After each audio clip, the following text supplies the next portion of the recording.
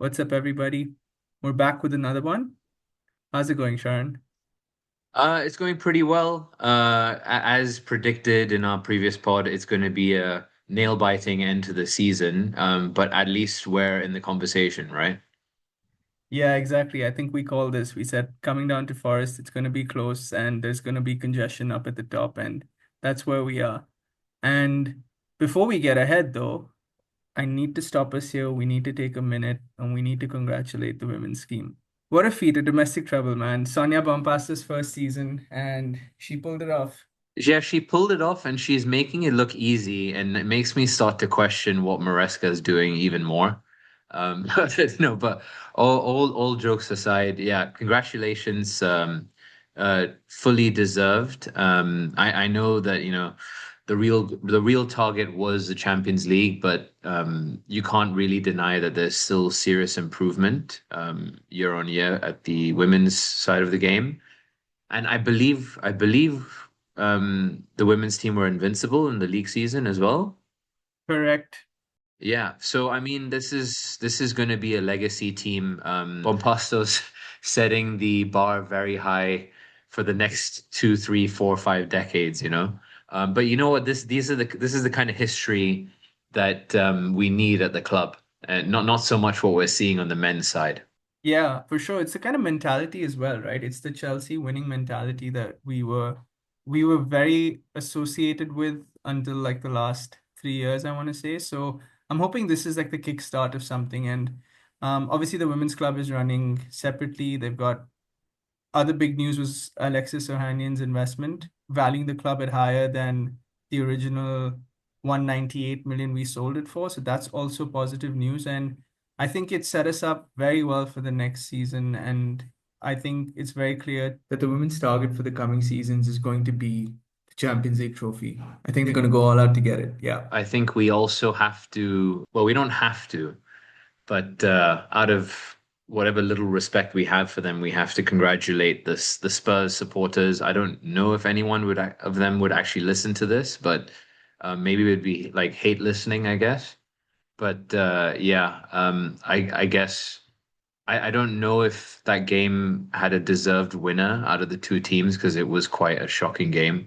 But fair play, they've ended their trophy drought, and it just goes to show, if there's any doubts or nerves in the Chelsea men's camp ahead of the Conference League final, if Spurs can win a trophy, that means anyone can. Yeah, that's a good way to look at it. And I mean, yeah, it was a game where I think most fans just split down the middle about who they think or who they want to win. And it came down to Spurs, I think, just because, yeah, I mean, you know, whatever, they won. Let's just leave it at that. And I mean, if there's, No, but it's a good point, right? Because I also saw, like, randomly saw some stats on this, and apparently 48% of Chelsea fans who kind of answered this survey actually voted that they wanted Spurs to win. And I thought about it and I was like, actually, it kind of sits all right with me because it really has been a long time for them. And I really don't like it when United win trophies. yeah, that's one way to look at it. The other thing that I also felt, and I think a lot of people hadn't really thought about this, was United, had they won, would have been in Champions League football, and that would have made their pull a little bit more for certain targets that we might share in common. And and also from a revenue perspective as well. So given the way the United business model is, I mean, I just saw something literally just like before we got on this where United's share price has tanked, so to the point where the club was valued at 4 billion when Ineos came in, and it's now valued at 1.7 billion. So Wow. the revenue implications of Champions League football. Yeah, I mean, I like that you've come in with some actual logic and some practical reasoning. And here I am just sitting like, ah, man, out of the two clubs, I hate United more. Yeah, I mean, I like that you've come in with some actual logic and some practical reasoning. And here I am just sitting like, ah, man, out of the two clubs, I hate United more.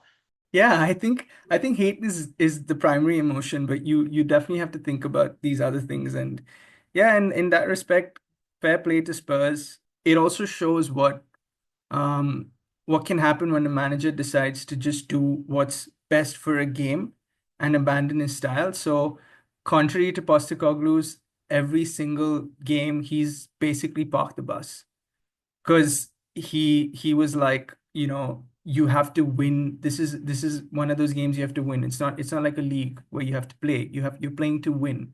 And he also did say, I will win something in my second season. I always win in my second season, and he did. So credit to him for that.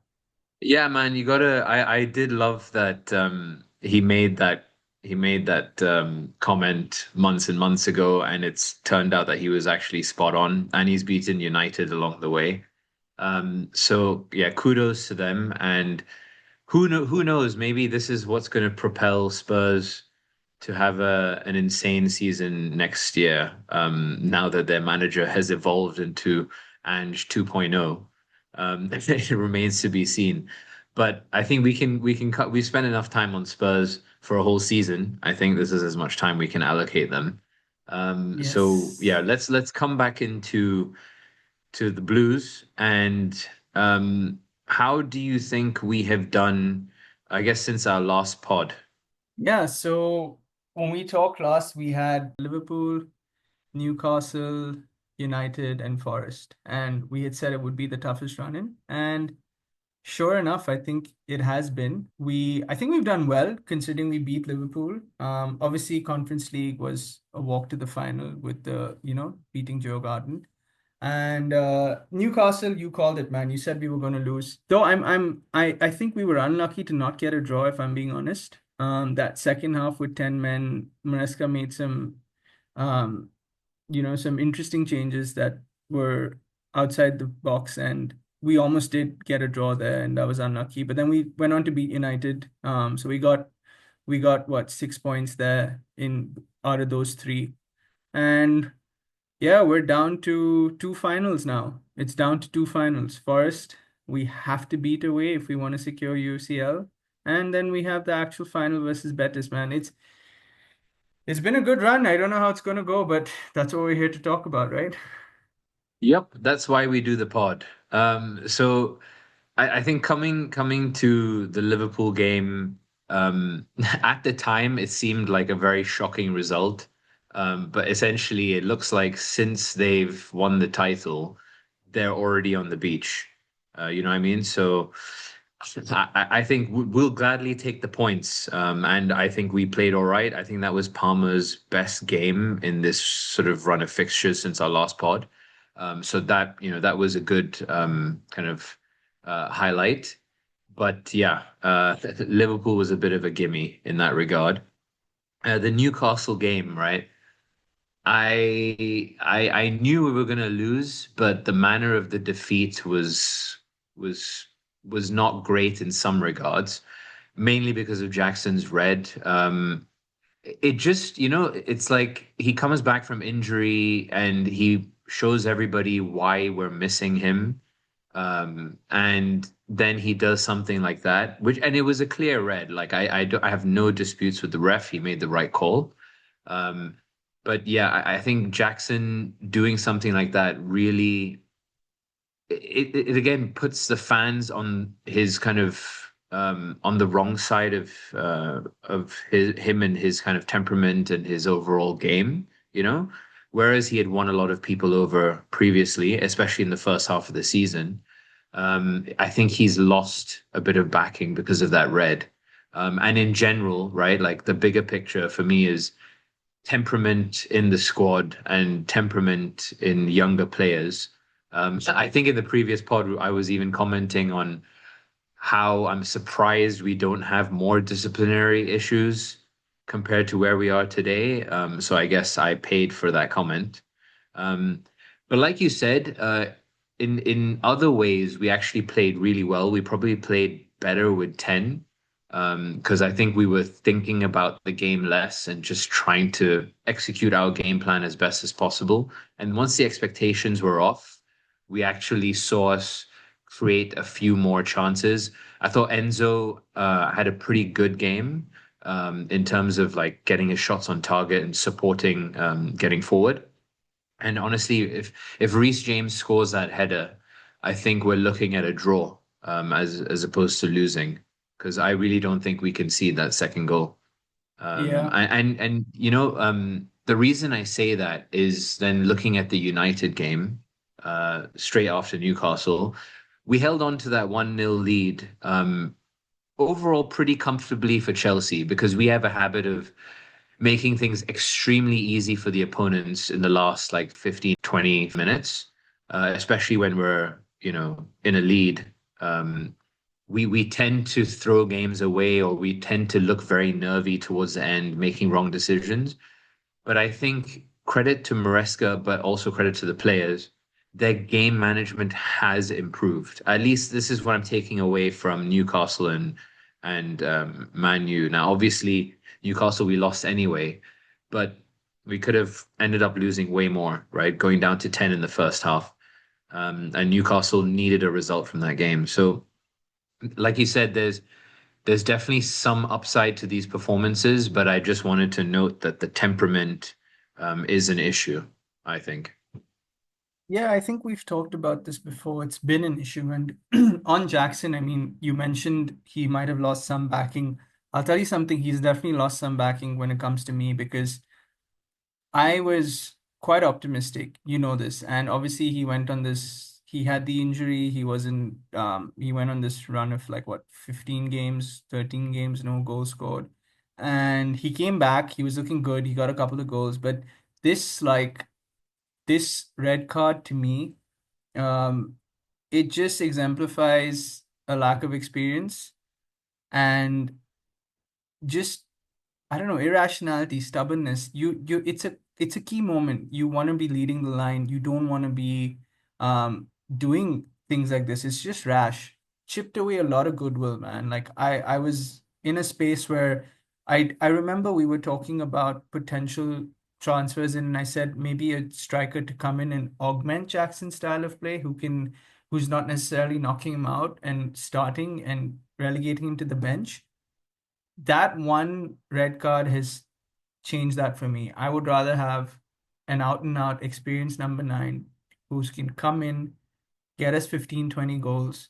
And, if that means Jackson is playing in the cup competitions and, coming off the bench, I think it's probably better for his growth at this stage. So yeah, on that. But you talk about Newcastle and the Reece James goal or potential had he scored that. Even the second goal they scored, Guimaraes's shot deflected in, and it was a very low percentage chance. I think it was like 0.07 xg. Like the chance of that being a goal. So it was just luck. But now it's down to us having to make our luck. I mean, if we're looking at the table as it is today, obviously Liverpool way ahead. Arsenal, I think, after beating Newcastle, have cemented their place in the second spot.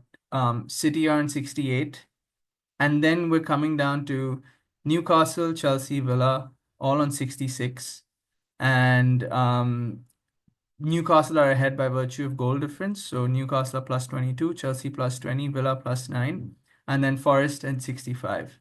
And it's all down to the last day, man, for those spots. So we obviously were playing Forest, but just to look at the other teams, City are away to Fulham, Newcastle are hosting Everton, Villa are away to United.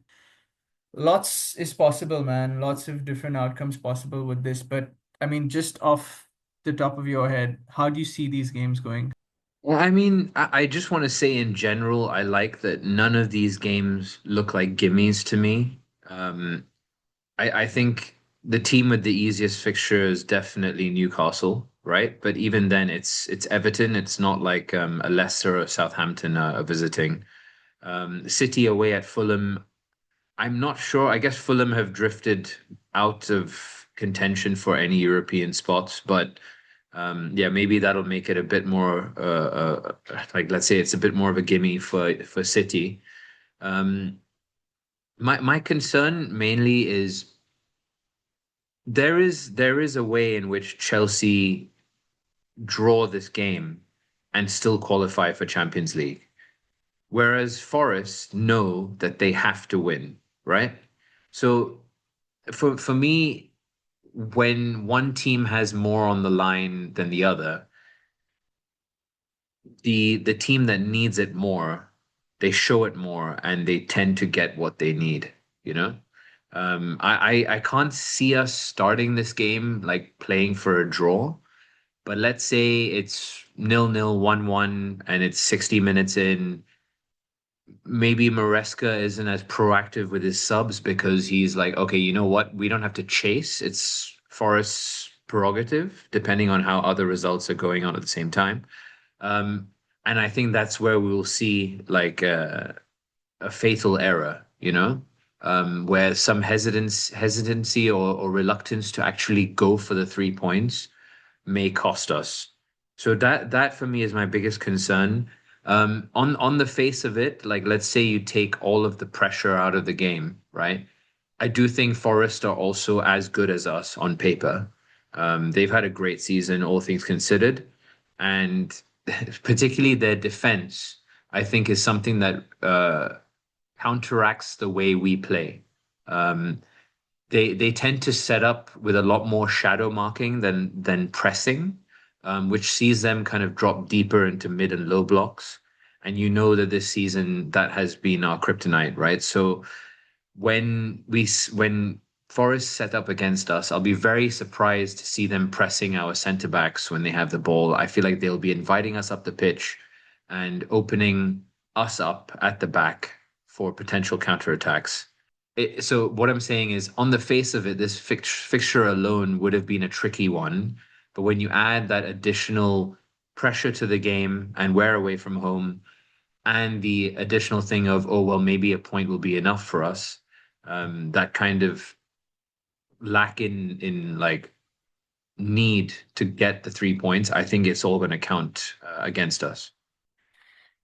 Yeah, that is true. We there is a scenario in which a draw is good enough for us, but I don't think Maresca is going to approach it that way. Obviously, the presser for the Conference League happened this week for some strange reason, and he was asked which game he's paying importance to, and he said, "Look, we're all focused on Forest right now. We'll finish the Forest game and then think about the Conference League final."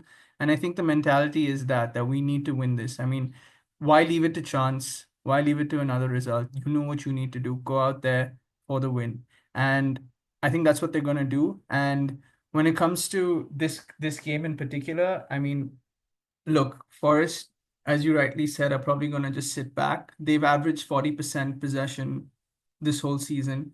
And the official club website, they put out like a key statistics ahead of this game. And one stat, which is very indicative of how this match needs to go, and a lot of people who have, an idea of it have said the same thing, that one stat is Forest have won just one of their 11 Premier League games this season in which they have conceded the opening goal.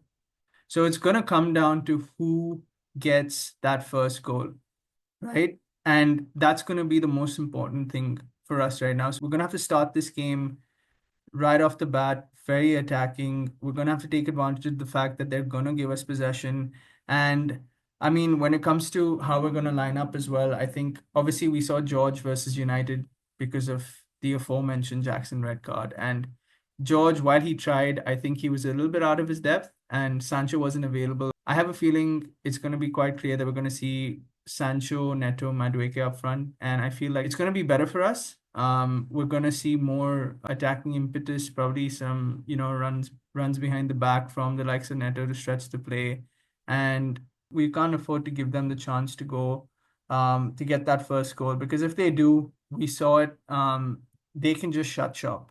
They will shut Well, then shop. don't you think that that's exactly what they want, right? I mean, the reason they defend this way and they play this way is to invite teams forward as high up the pitch as possible and hit on the counter attack with Elanga and Hudson-Odoi and Wood. And not to mention Gibbs White, who I think has been arguably their best player this season. That's my concern, is actually with that mentality, you're playing straight into their hands. So rather than maybe trying to find a more attritional way of controlling the game and trying to nick a result, right? If you go all out attack away from home against Nottingham Forest, who are probably maybe one of the top three counter-attacking teams in the league, you're kind of playing into their hands. The other thing is, right, I think Forest have conceded most of their goals from long shots and crosses into the box. Um, and I know Cucurella somehow every week he gets a mention for winning headers, attacking headers in the opposition's box. But I mean, Murillo and I've forgotten the other centre back's name, Milenkovic, I think. I Yeah. mean, they've been superb. They've been absolutely superb. But again, I think that might be the game plan for us going forward is 3-2-5, maybe more of an attritional, slow pace build up where we're protecting ourselves first and foremost, and then trying to isolate our wingers one on one against their fullbacks, and hoping that Neto and or Madueke or Sancho, one of them can put a good ball into the box for Fernandez and Cucurella. And this is the other thing. I agree with your lineup, right? I agree with the front three. My issue with the front three is when Neto plays striker, he never stays in the box. Once we are in the opponent's final third, he's always moved out to the right wing, which means we lack that central presence. So, it's a question of like Forest don't concede many goals. The goals they do concede, Chelsea are not actually very good or very well set up to take advantage of that. I mean, in terms of long shots, again, this is where maybe Neto might be able to contribute, right? From goals from outside the box. But most of the time, we're looking at maybe beating them with a very well placed cross. So yeah, this is what I mean, right? In terms of playing into their hands. The other thing I was saying earlier, I understand Maresca's approach sounds like it will be to, go for the 3 points no matter what. But I don't think he's that experienced a manager that the question can't be raised of whether he will be able to hold his nerve. Let's say you get to 80 minutes in the game, it's still 1-1, and other results are actually going in your favor. It's not as a cut and dry decision or thought process as you think. I think you're making it seem like an easier decision than it actually is. Maybe I am, but that's not my intention. I understand it's not easy at all. I don't mean to downplay it, but I think that's the mentality that's going to be needed to ensure we, you know, are able to get over the line and get, keep Champions League qualification in our hands.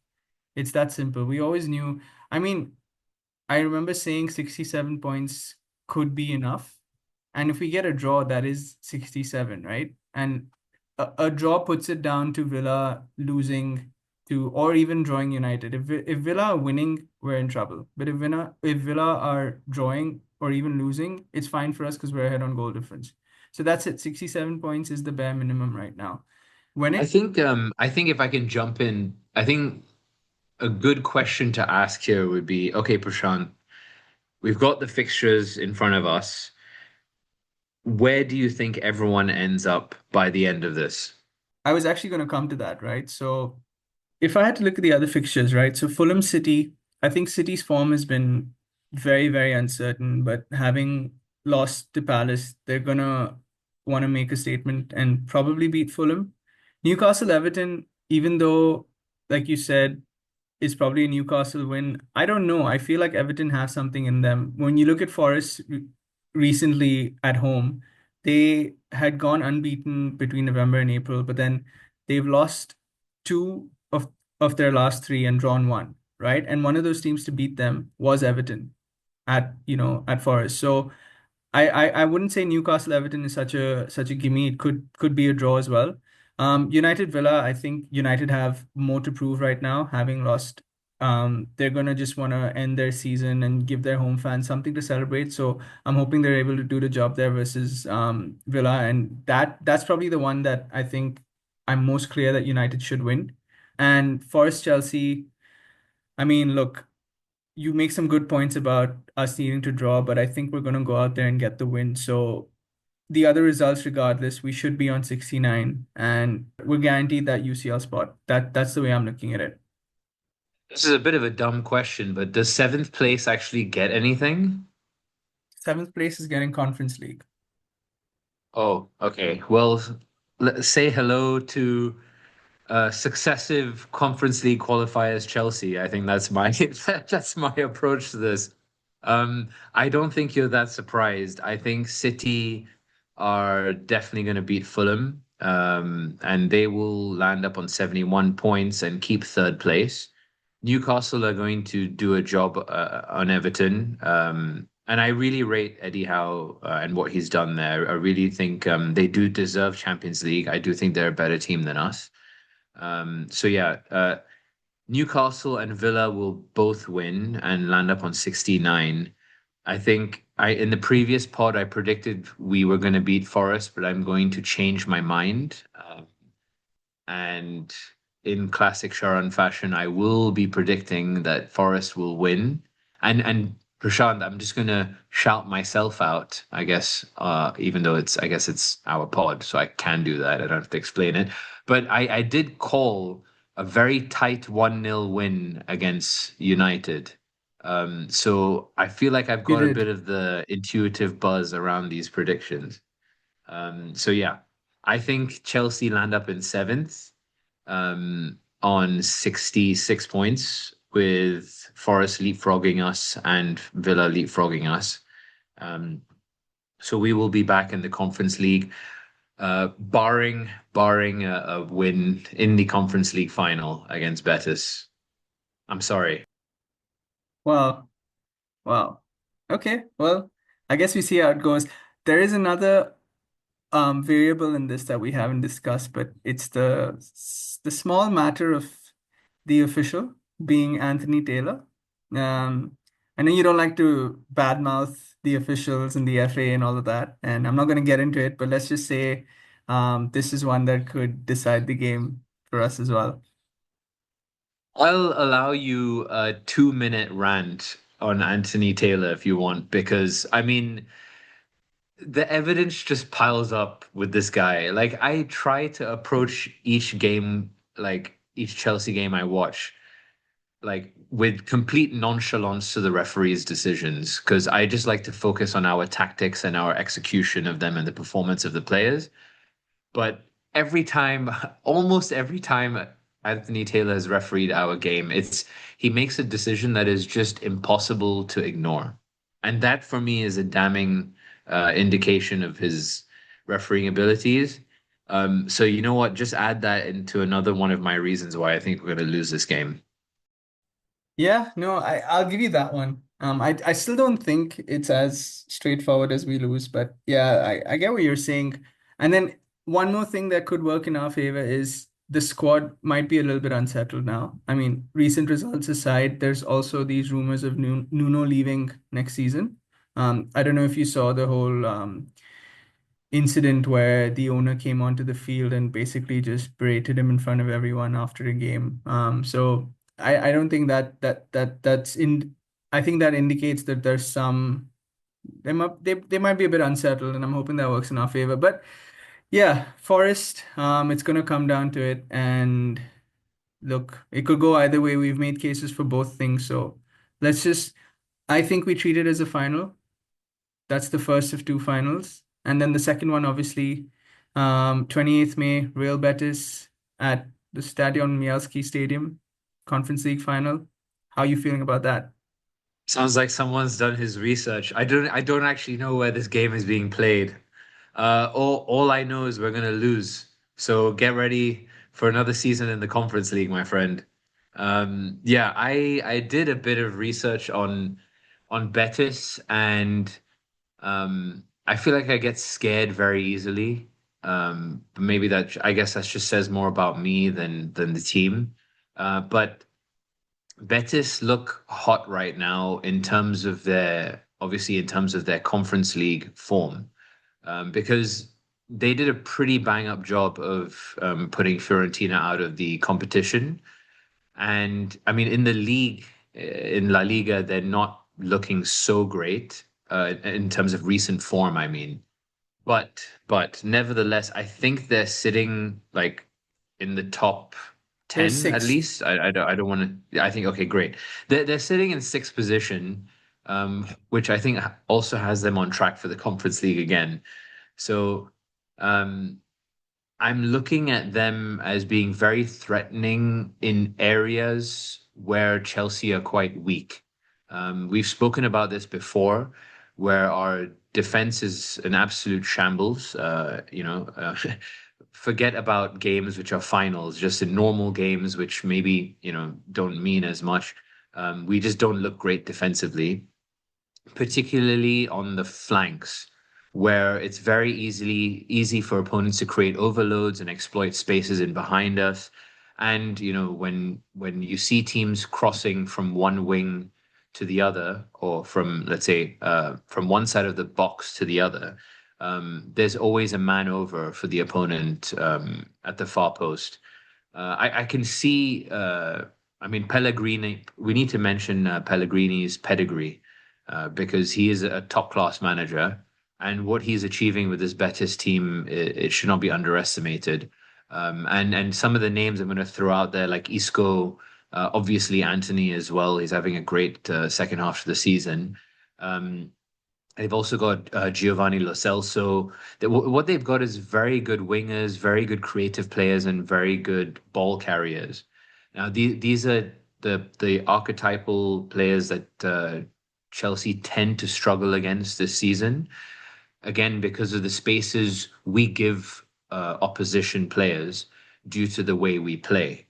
And I think generally when Betis have the ball, it's not a question of okay, let's keep the ball and retain it. It is let's try and create the most damage we can, with a little bit more guile, let's say, than directness. But still, you're looking at players like Anthony who are on tip-top form.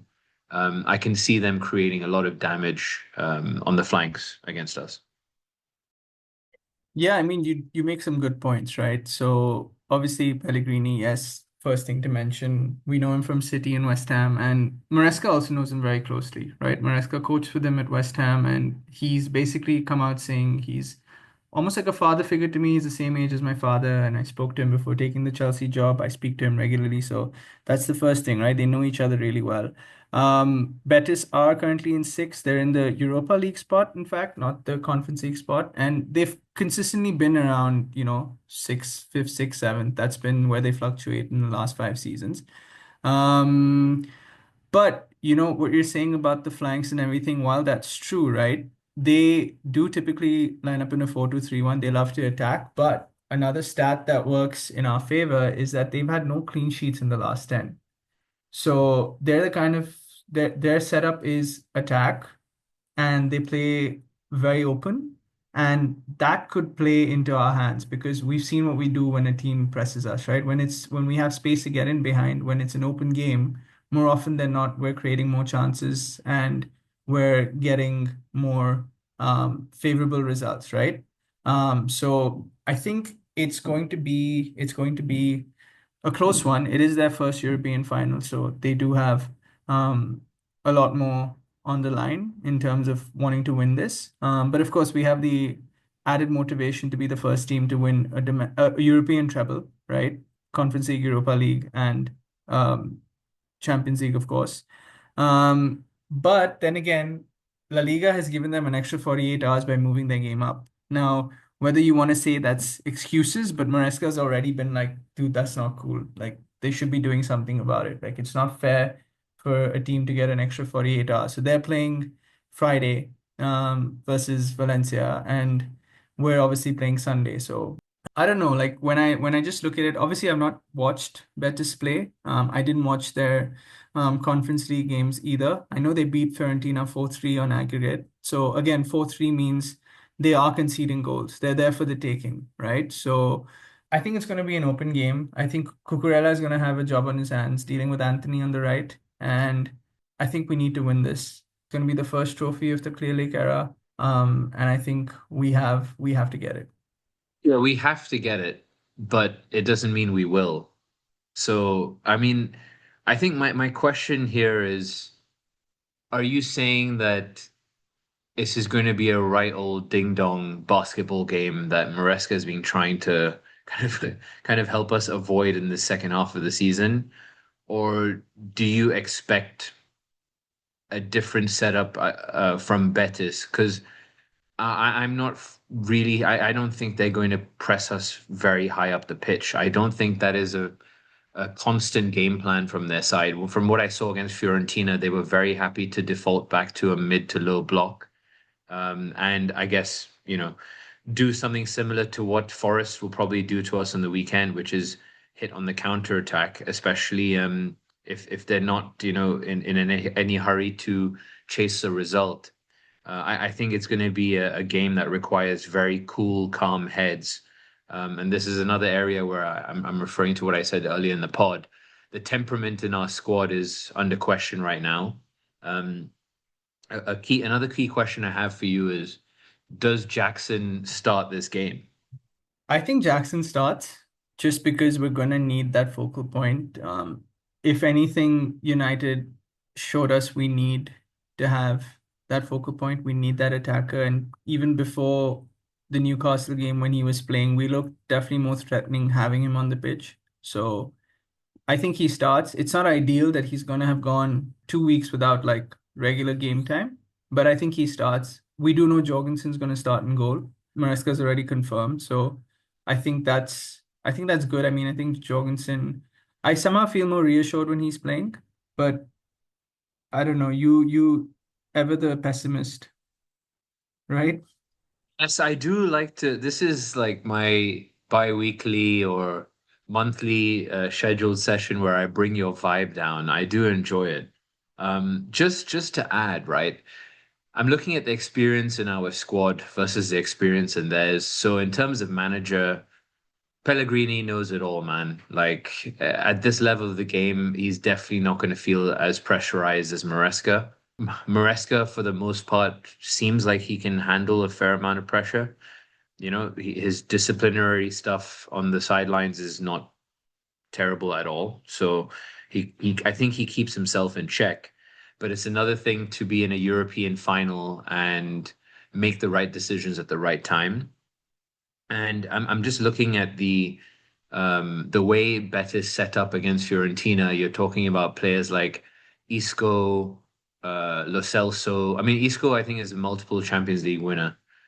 You've got players like Mark Bartra, who used to play at Barcelona. Um, you've got like real like European pedigree. And then, on the other side, you've got kind of talent. You've got what we're expecting to be is good potential, right? In players like Colwell, I guess Fernandez would be our probably our best experienced player in terms of he's played it in a World Cup final, but um, and I guess Cucurella, but yeah, Colwell, Jackson again recently has lost his head. I'm thinking about somebody like Gusto or Reece James, whoever starts in that right back spot. Again, I kind of question temperaments a lot. Another question I had for you is who do you how do you think we line up um, in terms of our back four? Who makes the cut for this game? Yeah, that's a good question, and I'll come to it. Before I answer that, right? You're talking about temperament. I know we've said a lot about Cole, but to his credit, he's looked pretty solid in the past few games. And yeah, we do have we're in fact on course to be the youngest side, the youngest average starting 11 for a single campaign, 24 years and 27 days. So those are facts, right? That said, when it comes to this game, who's going to start at the back? I mean, I think Cucurella, Colwell, and it's between Tosin and Chaloba, I think. And at right back, honestly, man, it's gonna come down to how much control he wants. And I think if we're saying that, they're gonna play in a 4-2-3-1 and he's gonna wanna shut down that creativity, he's gonna start Caicedo and Lavia. So Caicedo at right back, Lavia and Enzo in the midfield, and Caicedo obviously pivoting into the DM. I think that's how it goes. Yeah, because that will also keep Cucurella free from inverting into mid to deal with Anthony on the wing, right? So I feel like that's how it goes. What do you think? I see. I actually, honestly, when I was thinking about this earlier, I forgot that that was probably his first choice to go with Caicedo at right back. So I actually, I tend to agree with you. Essentially, you're looking at Jorgensen and then a back four of Caicedo, uh, probably Chalobah, although I would prefer if we went with Tosin, because again, his temperament maybe is slightly better and he adds a bit more to our set piece department. And in finals, in very, very important games, set pieces literally they make all the difference, man. So yeah, and then alongside him is Colwell and Cucurella, right? Enzo and Lavia in midfield, and then you're looking at, I think it's going to be Madueke on the left, Neto on the right, Palmer in number 10, and Jackson up front. So, in terms of, let's say, temperament, in terms of holding themselves together on the big stage, I have questions around Jackson, Madueke, Lavia, Colwell, and I guess Jorgensen. I think actually Jorgensen's a pretty composed fellow, but there's quite a few players who I feel like are quite inexperienced at this level. And they have shown like attitude issues throughout the season. I guess that was the point I was making earlier. But like let's say that's how we line up, right? I'm going back to my earlier question. It seems to me then, okay, Maresca looks at trying to control the game more and slow things down as much as possible, rather than opening up to the potential basketball game this has the potential to become. Yeah, I mean, he might want to do that. He might want to, keep more control of the game. But the track record that Betis have is, I don't know, they might sit in a mid to low block, but they definitely like to take the game to you, right? They like to attack on the front foot. So you are right in saying also that we're coming up against a very experienced manager in Pellegrini, and he's obviously one who will understand that he needs to adapt. So they might not play how they usually do, but I think this is the moment that these guys can prove, that they are the real deal. Maresca can prove he can, manage at the big stage. And it just comes down to that, man. I'm confident going into this one. I think we've been the favorites all along, and now it's time to just put our money where our mouth has been. True. So you're basically saying we can look forward to the Champions League next year, with a title winning season this season. And I'm saying we walk away with this season from this season completely empty-handed and with another season in the Conference League. So we're not too far away from each other, I think, in terms of our predictions. But I guess yeah, this is going to be a very crunch week ahead for us, but it's going to be fun. Like it's good to have the club involved in these sort of like quite important games up ahead. And then there's the small matter of the Club World Cup to look forward to in June, July. I'm not sure how many players are looking forward to that.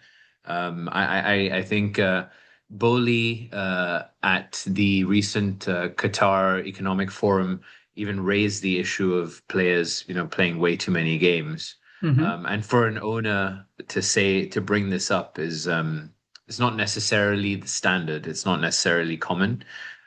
So yeah, I think there must be some internal feedback reaching his ears. But yeah, uh, anything to add before on these last two crunch games before we move on? No, man, nothing to add at all. I think we're gonna have something to celebrate in a week, so let's just see how it goes. When it comes to the Club World Cup, and yeah, it's gonna be a very quick turnaround. And you mentioned Boli at the Qatar Forum, and one another thing he said that sort of got me excited is he name checked Andre Santos.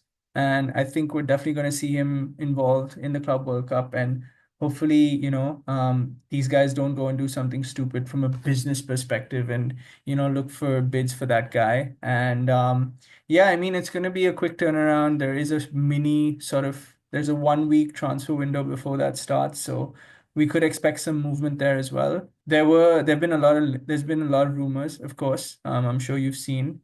There's talk of Osimhen now going to Saudi. I don't know how that goes. Rodrigo was a name that's been thrown around a bunch as well, but it seems like Arsenal are in for him. And then of course now United haven't got UCL, so there's the conversation of Delap as well, who apparently was very keen on United, but also wanted European football. So lots of possibilities. Anything that you're particularly excited about? No, I mean, I think this is where you get very excited. And again, I just use it as another opportunity for pessimism. The other thing about transfers is I really hate them in general. Considering how much we've spent and the infrastructure at the club, we really should be able to use the current talent we have to get to where we need to go in terms of challenging for the Prem, in terms of qualifying and getting to the latter stages of the Champions League. But yeah, so this is very much your arena. All I'm going to say is I feel like Osimhen, Rodrigo, all these guys are above the age of 21, so I don't even think they're an option for us. Um, it's funny though, like Boli did also make a comment at the forum, recent forum. About their, maybe it's an indication of their mindset towards transfers. Because he did say he felt they'd kind of spent their money, they'd kind of invested what they needed to invest. So I would hope that the strategy is now changing to a more prudent approach. Because I really don't think the last two seasons where they've kind of jumped in has been enough to see the trajectory of the players we've got. And I feel like half of them only arrived one season in. So this was their first season kind of anywhere under the purview of our club. Um, so yeah, somebody like Santos is exactly what I'm saying, where we've seen what he can do elsewhere. He still will need some time to blood into the club. And I think what's exciting me is our next pod or the pod after that, where we kind of preview the window and the Club World Cup to see what changes are going to be made to potentially the starting 11, but definitely the wider squad in general, and which players on the periphery are going to have a bigger role, which ones we see leaving. That for me is the most exciting prospect. And again, you can't have that without the crazy net spend at Chelsea. So I can't complain about it too much. Yeah, yeah. No, there's going to be a lot of periphery players involved. You Estevao is going to be coming in, right? So, um, lots to look forward to, I think. Quick question, right? I don't know if you've seen this rumor, but would you sell Enzo Fernandez? Oh, I've seen it. The one I read basically said we were going to uh, more than recoup. We were actually going to make a small profit on Enzo because I think a lot of the bonuses or a lot of the clauses that needed to happen in order for this to be a huge transfer have not actually occurred yet. So I think was it Real Madrid that were rumored to be interested in him. Yep. So yeah, yeah. So I think I think I would because if you're talking about flipping Enzo Fernandez, who's yeah, he's done well for us this season, but it's not like he's super integral. The only question becomes who takes his spot. If you're telling me it's Andre Santos, then no. If you're telling me it's going to be like okay, it's not going to be Jude Bellingham. But what I'm saying is, if it's going to be a proven central midfield talent who's going to be a bit more suited to how Maresca wants to play, I might consider it. It just depends what you do with the money, right? I think the talk came up because of the Rodrigo links, and it's like, okay, we get Rodrigo, they get Enzo. And then the rationale being that, yeah, we have a lot of competition there. You have Santos, you want to integrate, you have Lavia, you have Caicedo, right? Between these three, you can fill out those midfield roles with Palmer playing there as well. So that sort of becomes the new look to the squad. And I wouldn't say he's not integral. I think the fact that he's been given the captaincy and he's really through that patch where Palmer was not looking good. he chipped in, right? So and he's definitely showed that he loves the club, he's passionate about it. So I'm leaning towards a no with that, but yeah, it's silly season, man. All these rumors are gonna come out, and one thing I know for sure is yes, I think we need experience when it comes to the forward position. I think we need to sort out what's happening on our wings, especially the left side, and we need solid backup for Cucurella. And I think at the back, if we are able to integrate Petrovic, shout out, he's had a great season at Strasbourg, player of the season. I think if we're able to integrate him, then we should be good. Yep, and Prashant just basically summarized our next pod. So that's great. We'll catch you guys 2 or 3 pods down the line. Prashant, anything else to add? No, I think it's going to be more than that. But yeah, no, nothing else to add. Just tell us how you think we're going to do in our two finals. You can tweet us at We Burn Blue Pod and help us reach more Chelsea fans by subscribing and rating We Burn Blue on whatever platform you listen to your podcasts on. And Yeah, it would be great to hear everyone's predictions down in whichever comment section that you're listening to this from. Yeah, Prashant's hoping for the best, and I'm preparing for the worst in the next 1 week. So that said, this is us signing off from We Burn Blue.